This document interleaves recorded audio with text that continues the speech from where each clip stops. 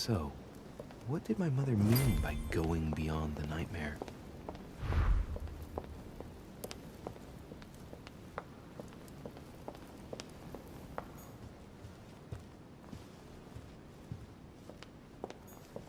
The nightmare painted by Fuseli in 1781. Ah, this must be what my mother was talking about. Now just need to find out what she meant by go beyond. Hey, looks like it's mounted on rails on each side. It should lift up, I think. There must be a mechanism somewhere. The nightmare painted by Fuseli in 1781. Ah, this must be what my mother was talking about. Now just need to find out what she meant by go beyond. Hey, looks like it's mounted on rails on each side. It should lift up, I think. There must be a mechanism somewhere.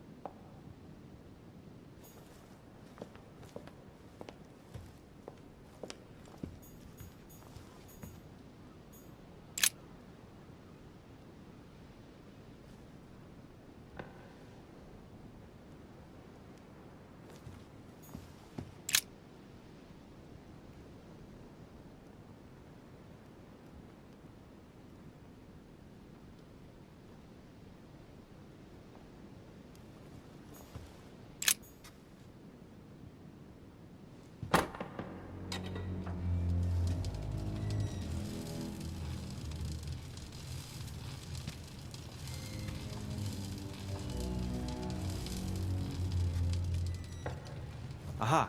I found it. Oh, what on earth is this? A ring lock now? Great. That's all I needed.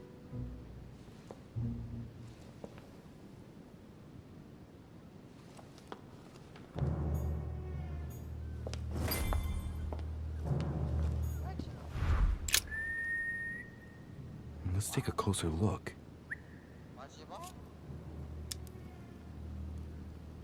These chocolates are probably a protocol gift. Everybody in Europe loves them nowadays. Marie Antoinette, the Queen of France, has her own personal chocolate maker at Versailles. They say it's her guilty little morning ritual before getting dressed. A cup with 1 sugar and some vanilla, if I remember rightly. I would be surprised if Mortimer has them delivered straight from South America.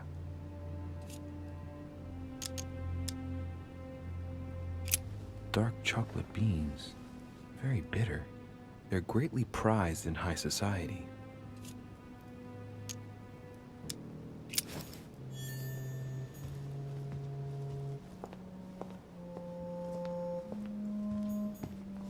Now, what have we got here? Well, it looks like a model of a lock. It's as if Mortimer is fond of complicating things sometimes. Well, I hope I never have to try and unlock it.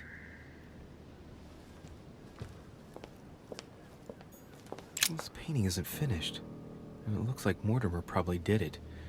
Not bad, but you can't exactly say it's been done in the style of the period.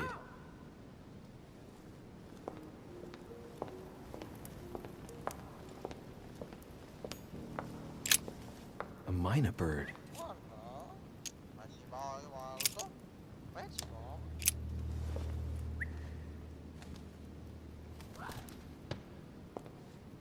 What have I done? It looks like I've killed him. Oh, shit. I better not hang around.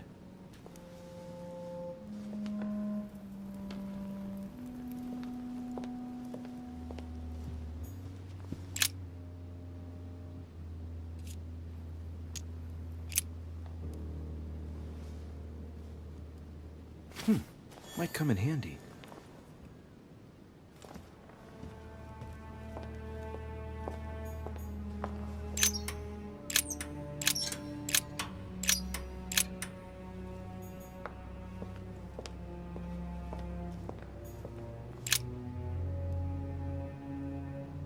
Hey, there are 2 dates on this painting. 1154 AD and 5154 AL.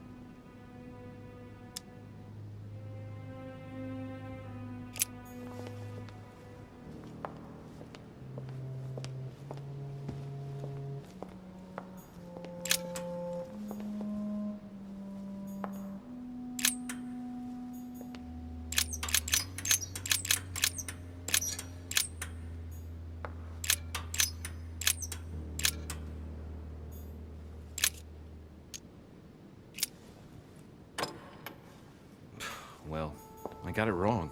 It doesn't matter. Hey, there are two dates on this painting. 1154 AD and 5154 AL.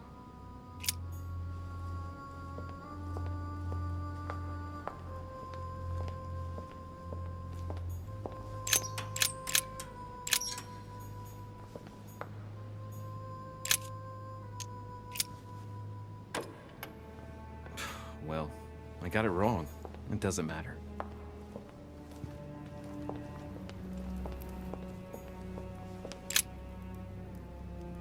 Coup de Lance by Paul Rubens.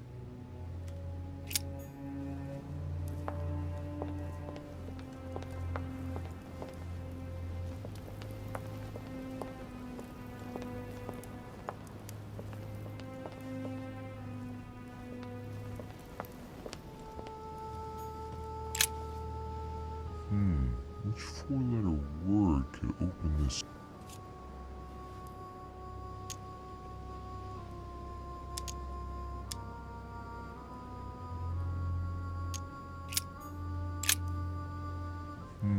Which four-letter word could open this?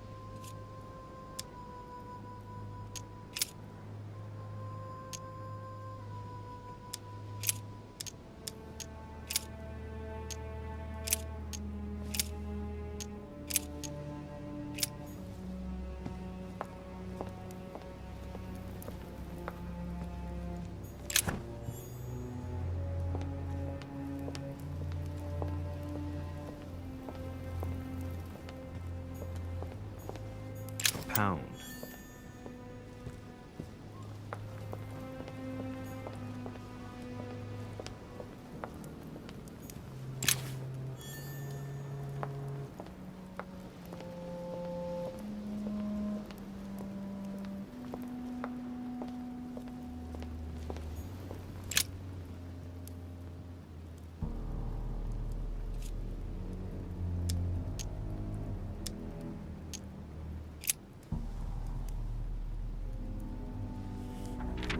Well, history of the Mortimer lineage.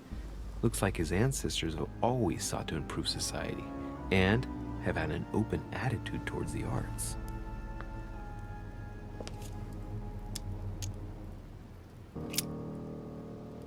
Oh, the family tree.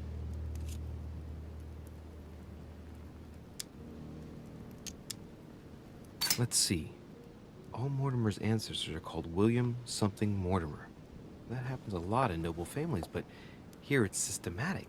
Not a single generation ever breaks the custom. Looks like this family is very attached to their principles.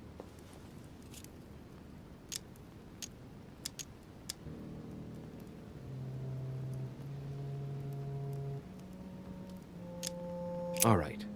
For one, the women of the lineage are not mentioned at all. What a cavalier attitude. Right. Let's see. Who else is there?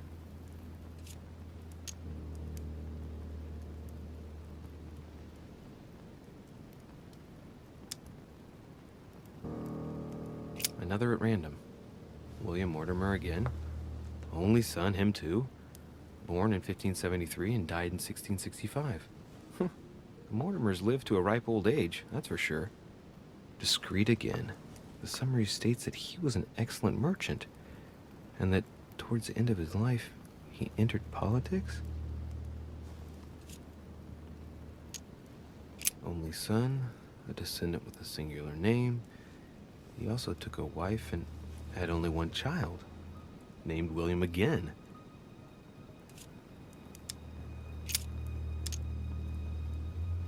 The direct descendant of William Alexander Mortimer I was born in 1195 on his father's return from the Crusade.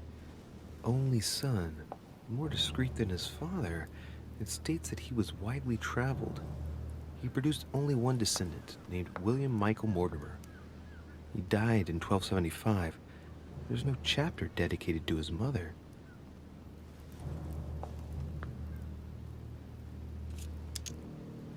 The first William Alexander Mortimer.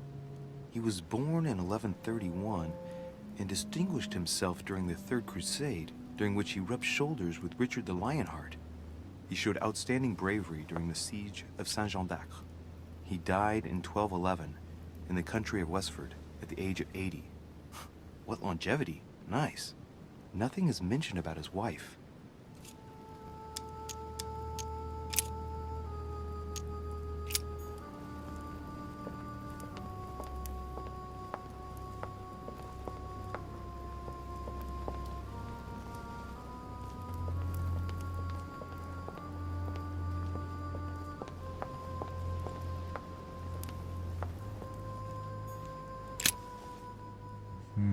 Which four-letter word could open this?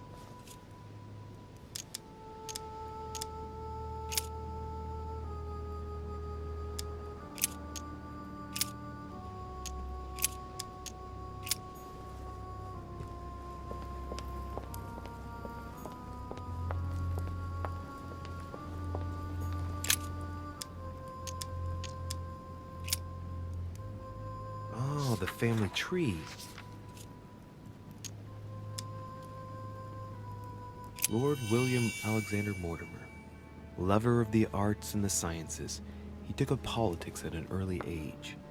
After rapidly becoming influential, he decides to retire from public life in order to organize conferences reserved for the elite with the aim of finding answers to world problems. Blah, blah, blah, blah. He's also an only son, and the book doesn't mention any known descendant.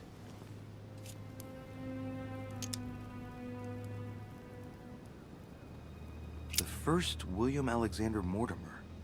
He was born in 1131 and distinguished himself during the Third Crusade, during which he rubbed shoulders with Richard the Lionheart. He showed outstanding bravery during the siege of Saint-Jean d'Acre. He died in 1211 in the country of Westford at the age of 80. What longevity! Nice. Nothing is mentioned about his wife.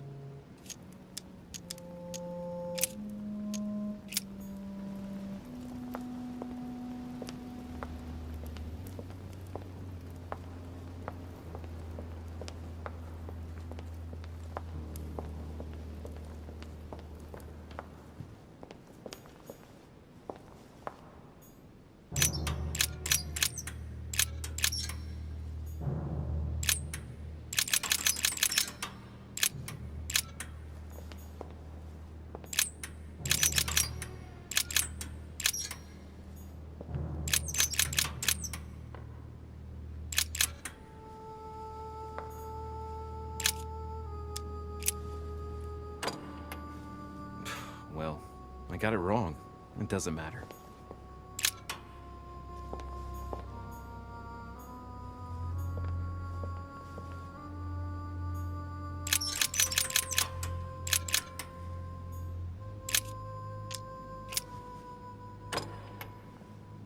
Well, I got it wrong. It doesn't matter.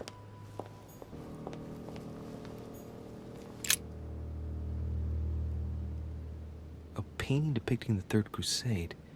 It's titled Winter Before the Fall of Saint-Jean d'Acre. The siege of Saint-Jean d'Acre was a major conflict during the Third Crusade. Richard the Lionheart and Philip Augustus fought to take the town back. It was the Crusaders' first operation to take back the Kingdom of Jerusalem.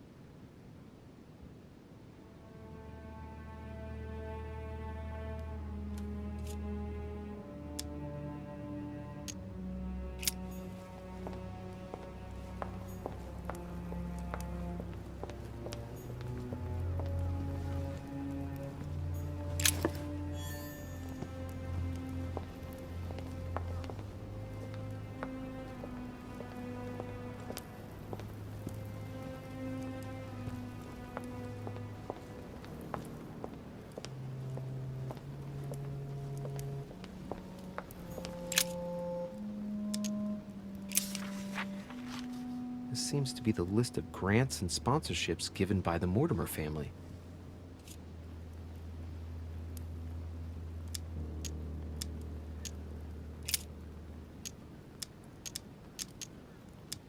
In 1513, the Mortimers financed the expedition of Ponce de Leon to the New World. That was the expedition that resulted in the discovery of Florida, in fact. In 1489, the Mortimer family participates in the purchase of the Caravel Santa Clara from Juan Niño, shipowner on behalf of Don Luis de la Cerda. The vessel will be renamed La Niña. In 1567, the Mortimer family financed a brickworks in Qinhongdao in China, fitted out with 51 furnaces 3.5 meters high, in guise of a protocol gift for Long King, the emperor of the Ming Dynasty. In 1645, the Mortimer family allocated a pension to be passed down the generations to the Nérac family from Bordeaux, shipowners and refiners from father to son, a family known for their expeditions to Africa and America.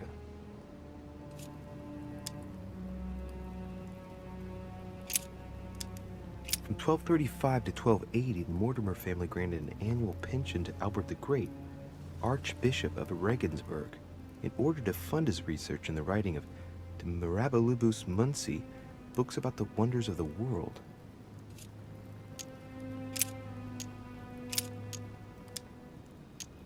In 1772, Lord Mortimer made a donation of £112,000 to the attention of Achille Basmarin, major shipowner of Bordeaux, for the construction of a ship, the Clary.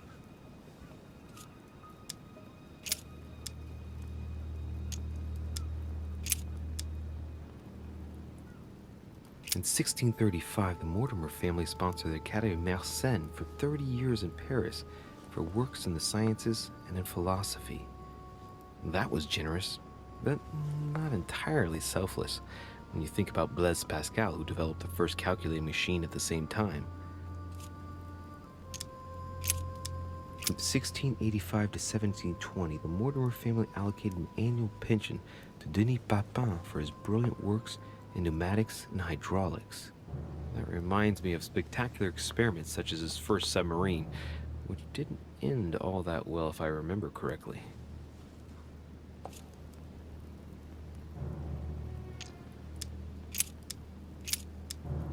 In 1550, the Mortimer family financed half of the construction of St. Basil's Cathedral in Moscow by way of protocol gift for Ivan IV Vasilievich, one of the most beautiful religious buildings ever built.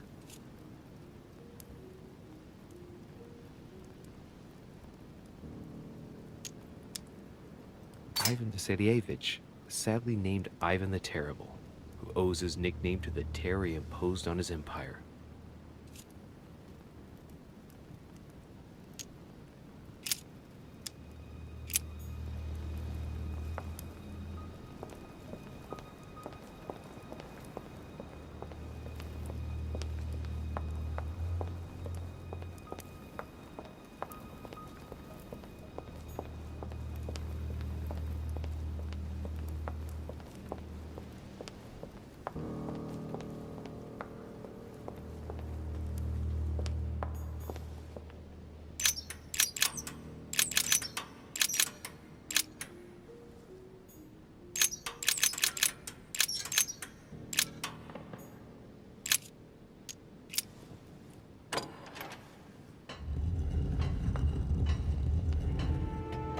Open sesame.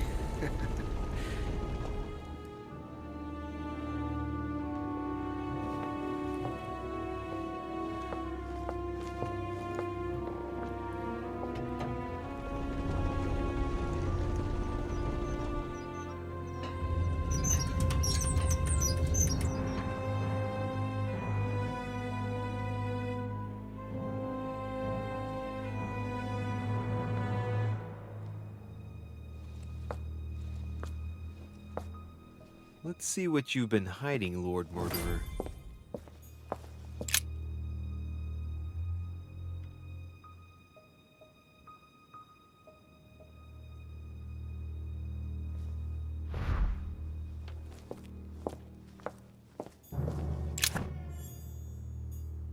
Weakness of the Human Psyche by Guillaume Trimore. He says, it is possible to drill an idea into someone by constant daily repetition until the mind gives in. And goes on, there are hundreds of good ways to live life, but you only need one to convince the masses that it's the only one possible. The author isn't letting any ethical principles get in his way, is he?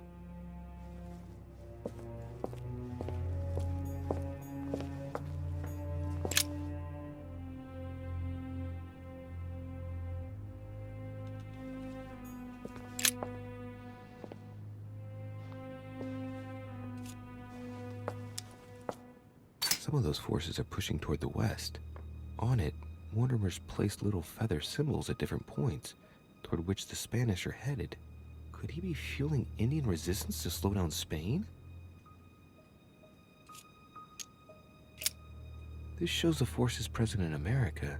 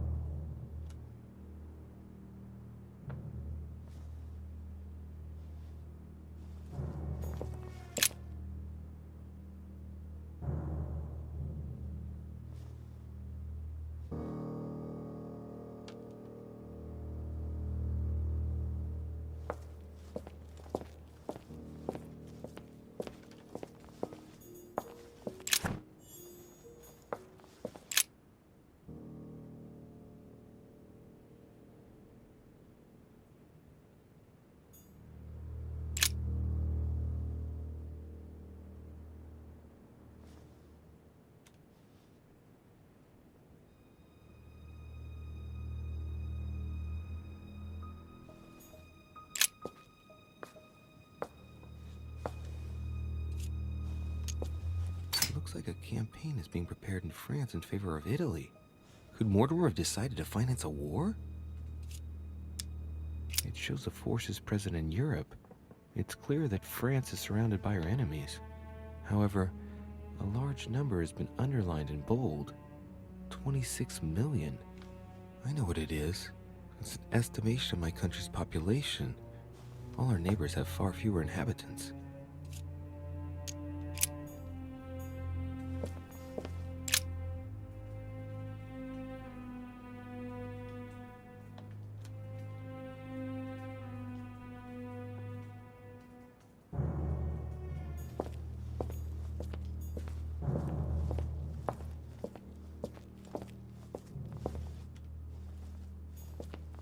Locked.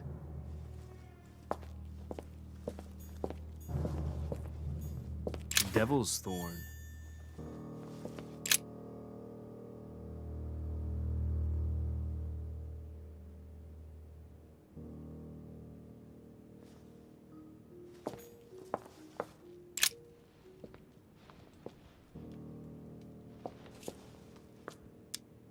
A fine-looking map of the Orient, indeed.